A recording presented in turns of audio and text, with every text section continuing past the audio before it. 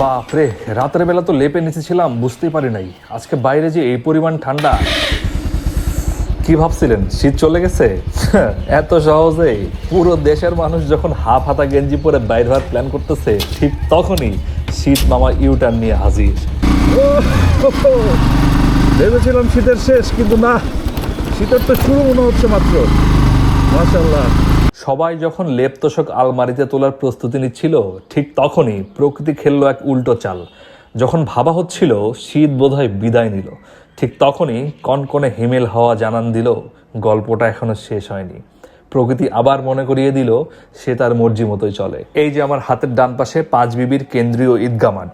জয়পুরহাট জেলার পাঁচবিবি উপজেলা মানেই এক প্রাচীন জনপদ, আর এই জনপদের সবচাইতে বড় আর সুন্দর জমায়েত হয় পাঁচবিবি কেন্দ্রীয় ঈদগাহ মাঠে। বছরের পর বছর ধরে এই মাঠটি ধর্মপ্রাণ মুসল্লিদের এক মিলনস্থলে পরিণত হয়েছে। শুধু নামাজ নয়, এই মাঠের প্রতিটি ঘাস যেন ধারণ করে আছে অগণিত মানুষের আনন্দ আর ভ্রাতৃত্বের গল্প। পাঁচবিবির রাস্তা আজ সাদা চাদরে ঢাকা। ভোরের আলো ফুটতেই চারপাশে যেন এক রহস্যময় চাদর সব বন্দি। ছোট যমুনার পার ঘেঁষে যখন ঘন কুয়াশা ভেসে বেড়ায়, তখন চেনা শহরটাও কেমন যেন অচেনা আর মায়াবী মনে হয়। এই কুয়াশা যেন আমাদের মনে করিয়ে দেয় প্রকৃতি তার নিজের ছন্দে কতটা শান্ত আর সুন্দর হতে পারে। উত্তরবঙ্গের এই জনপদে শীতের আগমন মানেই কুয়াশার দাপট। পাঁচবিবির ফসলের মাঠ আর বড় বড় আম বাগানগুলো যখন কুয়াশায় হারিয়ে যায়, তখন শুরু হয় অন্য এক জীবন। কুয়াশা ভেজা সকালে এক কাপ গরম চা আর ধোয়া ওঠা পিঠা, সেই স্বাদ। এই হাড় কাঁপানো শীত আর কুয়াশাই তো আমাদের পাঁচবিবির আসল রূপ। আমি এখন আছি পাঁচবিবির এক প্রাণকেন্দ্রে, কোরিয়া বাজারে।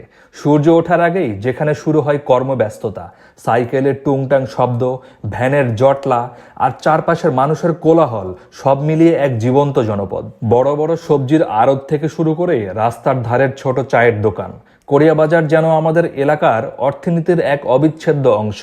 শহর থেকে একটু দূরে হলেও কোরিয়া বাজারের নিজস্ব একটা টান আছে। বিকেল হলেই এখানে জমে ওঠে মানুষের আড্ডা। কেউ বা আসে টাটকা সদাই করতে, কেউ বা স্রেফ বন্ধু বান্ধবের সাথে গরম পিঠা আর চা খেতে। এই বাজারের ধুলোবালিতে মিশে আছে আমাদের হাজারো স্মৃতি আর খাঁটি গ্রাম বাংলার চিরচেনা রূপ। আজকে এ পর্যন্তই, দেখা হবে অন্য কোনো দিন অন্য কোনো জায়গায়। আসসালামু আলাইকুম, আল্লাহ হাফেজ।